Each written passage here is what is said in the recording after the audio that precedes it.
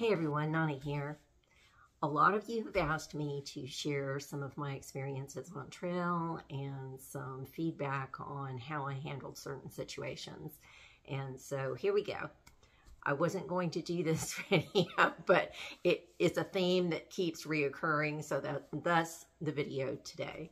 I think that I learned a lot about mileage, ascents and descents. And a lot of you are going to laugh. Some of you more seasoned professional hikers are just going to roll your eyes and shake your heads. But everybody started somewhere, right? So I'm just being vulnerable and sharing with you what I actually experienced. You know, because I did 14 and 16 mile hikes, shakedown hikes, and training hikes, I just thought 14 miles was really not much, and that I would need to push myself beyond the 14, 16 mile point. If you stuck with me throughout my journey, there were many 8-mile days. There were a lot of 10-mile days, 11-mile days. And the reason why is because until you consider ascents and descents and terrain and weather and the combination of all of those things, you really don't know how far you're going to hike in any one given day. At least I didn't. Many of you are so seasoned, you probably know exactly what you can do, but I couldn't.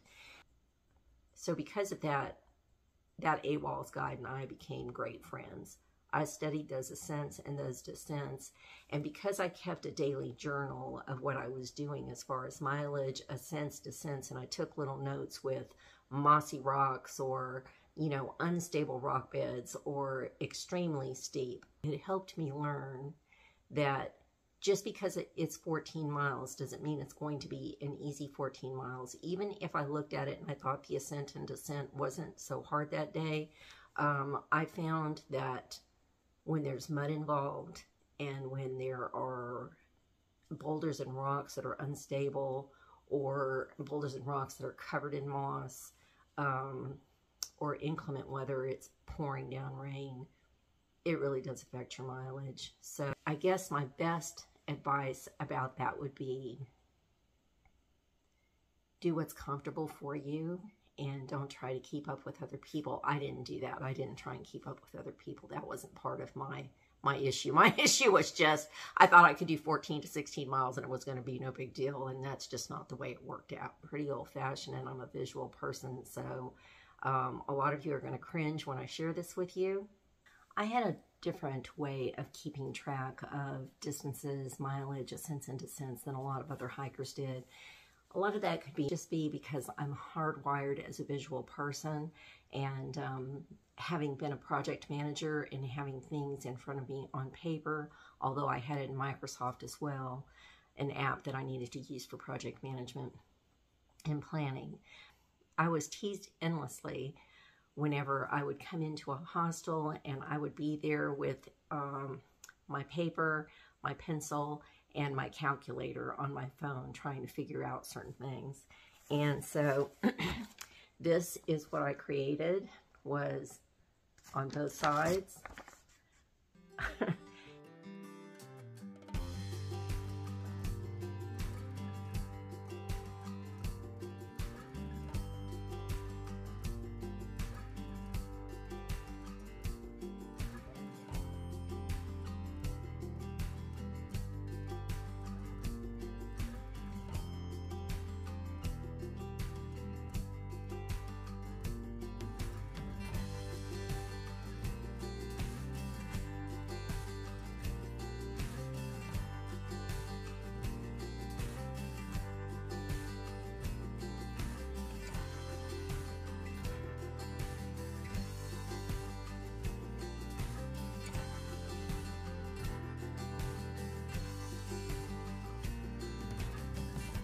This was the days of the week, what the temperature was going to be, what the rain possibility was going to be, and what the wind speeds were going to be that day. Underneath, I would put where I was hiking from, where I was hiking to, and what the distance was. And then I would also notate where the shelter possibilities were for that given day. And then underneath here, you'll see I had all the ascents and all the descents I would be doing that day, and I added them up. This was a good mechanism for me. It probably would not work for anybody else, but it worked for me because I was able to see that, say, on this day, I was going to hike 2,636 feet in ascent and 866 feet in descent. And that was a 10.6 mile day.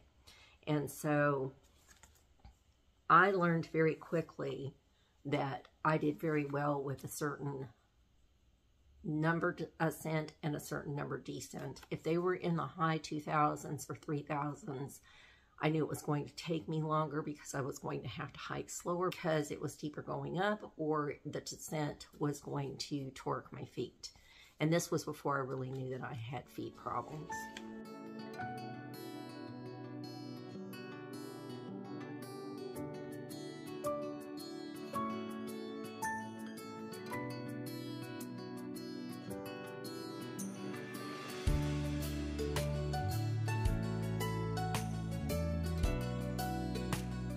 I would put in where I was staying at a hotel, what the rate was, who I talked to, the shuttle person that I had made arrangements with, where they were going to pick me up, where they were going to drop me off, whether I was going to slack pack, if there was a grocery store, all of that. Most of that it's an AWOL'S guide, and I did refer back and forth to AWOL'S guide, but this was the system that worked best for how I process information in my brain. I don't work well, and it's probably because I'm older with a little screen that is this big. I need to see it out in a bigger frame. Even if I had had a laptop or a computer, that would have worked well for me too, but I didn't have that, so I reverted back to paper. Would I do this again? Yes, I would. I would do it over and over and over again because this is just how I'm hardwired, and this is what made me successful on any given week. People would come over and stand behind me and go, wow, look at all of that. And they'd say, I wish I was as organized as that. But, you know, they made it to the same shelter at the same time. They did just fine. This is just how I did. So you wonder how I found out about my ascents and descents. I'm going to get a lot of flack for this. I'm just going to be transparent and tell you how it was. I did have the AWOL'S guide downloaded onto my telephone, that app. However, I also carried the hard copies, and I'll tell you why. I was always afraid my phone was going to die or it wasn't going to work because my phone is so finicky, and plus I'm just not from the generation that trusts technology 100%. I just don't. And so I would carry about 200 miles worth of AWOL guide maps with me at a time, and I had resupply boxes that were mailed to me, or my husband came to see me and he would bring me the next set of maps. And so if you'll look here, I actually added and subtracted all of the ascents and descents that I was going to be doing that day. That's where I got the figures for putting them on my little sheet here. When I got to Duncannon, Pennsylvania, Dobb and Wedge and Chowder were there, and Dobb saw me calculating on my telephone calculator the distances in ascents and descents, and he said, Nonnie, there's an app that will do that for you. And I said, I don't know what that app is. And so he shared that app with me, and I had already calculated the next 150 miles out with this information. I can't remember the name of the app that he shared with me, but it was a good one, and it would have taken a lot of work off of me. I wish I'd have known about that app in the beginning. I'm going to have to get with him and find out what the name of that app is. A lot of hikers don't care. You know, they just get up in the morning and they're just very carefree, and, you know, however far they go that day, it's however far they go. They have very free spirits when it comes to that. And while I feel like I am somewhat of a free-spirited person, I am not that free or not uninhibited, and I just have to know, because my brain just doesn't function properly if I don't know what my goal is, what the terrain is going to be like. I have to think about the weather. I have to think about all those things, how much food I'm going to have. It's just the way that I do. Don't make fun of me. it took a lot to share that, because I can already hear my adopted brother from another mother going, you carried paper maps with you? I thought we talked about this. We did. I don't know what to say. Anyway, work for stay. That's when you can actually work for staying in a hostel. And, you know, they give you a certain set of chores to do in a certain amount of time, and then you can stay at the hostel that night, or you can have a free meal, and or both. That worked well for a lot of different people. I learned about the generosity of spirit from others, and how it's so profound. It's hard for me to find the correct words to share about people like Max Forrester or Fresh Ground and numerous other people that are just there to help hikers. That, you know, what they get out of it is it brings them joy. That's probably one of my biggest takeaways from being on the AT, is that more than the beauty of nature, more than the peace that I found there, was the kindness of people that I didn't even know. How did I feel when it was pouring down rain? Most of the time it didn't bother me. I mean, it's going to rain. You kind of, you know, before you get ready to go out on the AT, you just have to resolve that you're going to be hiking in bad weather. And, you know, when bad weather comes, that's just part of your journey. And now, when it's rained for days and days and days and you had to hike in mud, does it get to be a little demoralizing? I'm not going to tell you that it doesn't, or a little frustrating. It does. But it's part of the journey, and it's part of your tenacity and your determination to make it through adverse conditions. And I felt like it just made me a stronger, more determined person. Mud, it was a challenge, because a lot of times the trail was just big enough for me to walk through. I don't know how bigger guys would have gotten through there, but big enough for me to get through. And there was a sheer drop off on this side. And it had rained so much that your trekking pole, as you were walking, because it was on an ascent or a descent, would actually erode the dirt that was over on that side. And if you were really putting a lot of weight on that, then you could have slipped and just kind of fallen over. There was a hiker that I know of. There were probably more, but I only know of one that actually did fall off and tumbled down, I think 70 feet. Down the side of a mountain with his backpack on, and had to find a way, you know, to get back up because the weather was so bad. And he had a great attitude about it, but it really rattled him, and it rattled a lot of us when we heard the story, and kind of made us even more mindful of what we were doing and how we were doing it. And he was a seasoned hiker, so that wasn't a newbie that was on trail that did that. That was somebody that, you know, had been hiking for a long time. The rain. When you wear glasses, a challenge. It's a challenge when you wear glasses, because you don't have little, you know, windshield wipers on your glasses. You just kind of learn to hike with rain on your glasses. The best thing I can say is that a rain jacket, obviously when it's cold and windy, is helpful, but wearing a baseball cap underneath it where you have that longer bill, you still get some droplets underneath there. That was the only way that I could do it. Being cold. Those hand warmers, I'm telling you, they are a necessity. And almost all the hikers that I saw had those hand warmers. And if they didn't pack them out originally by themselves, they got them from trail angels along the way. And I'm going to tell you something about those hand warmers. Those hand warmers actually will burn you. I mean, they get really intense. I could not place those directly on my skin. I could not. I had to have something underneath it because they are very intense. They last 8 to 10 hours and they work really well, but when they die, they die. Those are air-activated little mechanisms to work with.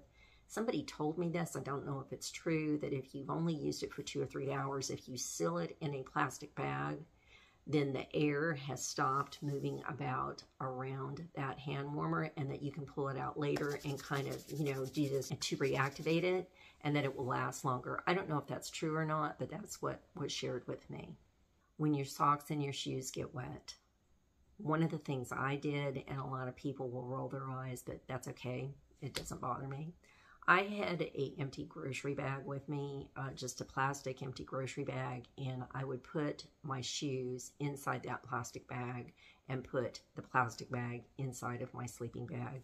And the reason that I did that was twofold. I was hoping that it would dry them just a little bit.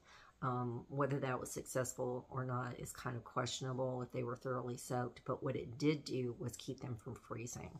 And the next day I could put my wet shoes on, but they weren't frozen. I didn't have a hard time getting my feet in them.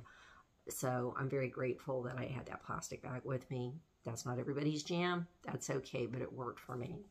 Now my socks, my wet socks, what I would do, as wet and as cold as those things were, I put them up underneath my shirt with my Sawyer squeeze and kept them there. And in the morning, they were actually dry. They weren't wet anymore.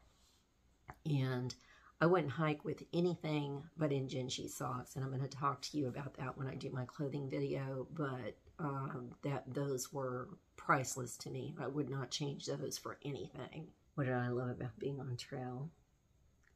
I loved hiking.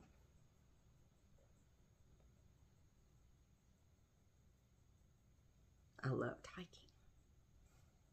I loved the challenge.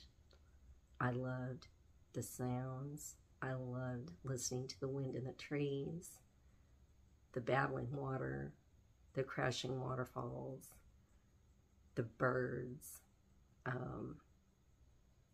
Interesting listening to the rattle on a rattlesnake. Wow, that did scare the bejesus out of me. In its own way, that was interesting. I loved listening to hikers talk.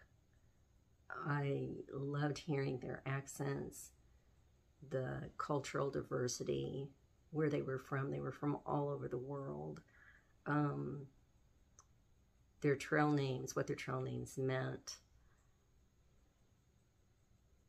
Them sharing from their backpacks with others when they didn't need to, but they felt someone else was in need. That was a pretty cool thing to see. Hiking in the rain, it's interesting. The smells of the damp earth and the breeze going through the trees. That was interesting. I'm not going to say it was fun, but it was interesting, and I wouldn't trade it for anything. I also wouldn't trade the days that I started off with sprinkles and drizzle, and it turned into something a little heavier, and then it turned into sleet, and then it turned into hail, and then it turned into snow. Would I do it again? I would absolutely do it again. Falling. You kind of master learning how to fall, you know, when you trip, and try not to get hurt. Food was challenging. Food was challenging for me, and I'm going to talk about that in my food video. I loved learning about other hikers and what they were carrying in their packs and experimenting with what they had. How did I change? How did I change hiking the AT? I changed a lot. I found peace. I let go of a lot of things that were bothering me, and from horrific tragedies and some betrayal situations. I let go of those, and that was freeing. And I want to tell you what that freedom means to me. I was doing one video, and there was a peregrine falcon that I was watching from an overlook. And I just stood there watching that falcon for probably 15 minutes, just watching it, you know, go up and dive back down and just, you know, soar. And all I could think of when I was watching him or her was freedom. A free spirit, freedom, joy, happiness, being able to take in all of the beauty from a 20,000 foot view, you know, down. We weren't 20,000 feet, but you get my picture. And I thought, I feel that way. I feel like my spirit is free. It's soaring, just like that peregrine falcon. It changed me. It changed me. It brought me peace. And here's the most interesting thing. I didn't really know how much I had changed until I came home. And when I came home and I was around other people that were getting their shorts in a knot about things that were just, they didn't matter, I would think, that's really interesting. I used to get upset about these things, and now I just don't care. I don't care. It's not that I don't care, like, I don't care. It's more of a, why are you getting so upset about this and getting all jazzed up about it? It's not worth the energy, you know? Just blow it off, move on. That's what I learned. That was great. That was a great tool to learn on the AT. Thank you, thank you, thank you, Lord, that I got that one. I learned also that I'm pretty determined. More determined than I thought I was. I surprised me.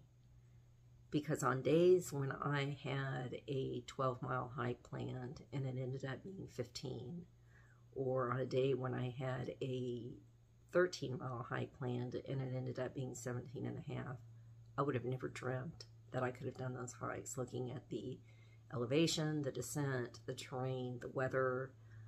I would have never guessed that I could do that. And I found out that our minds, man, they are awesome. We're a lot stronger than we think we are. And when we determine that we can do something, we can do it. So for those of you that think that you can't do a hike, or you can't go and bike, or you can't go swim, or you can't go walk around the block, yes, you can. You can. You can with some determination and just making up your mind that you're going to do it. What was helpful for the universe's part was I didn't really have a choice, because there were no stealth campsites, and because there were just rocks, or the terrain was so unworkable on both sides of the trail, I had to keep going. There was nothing else I could do.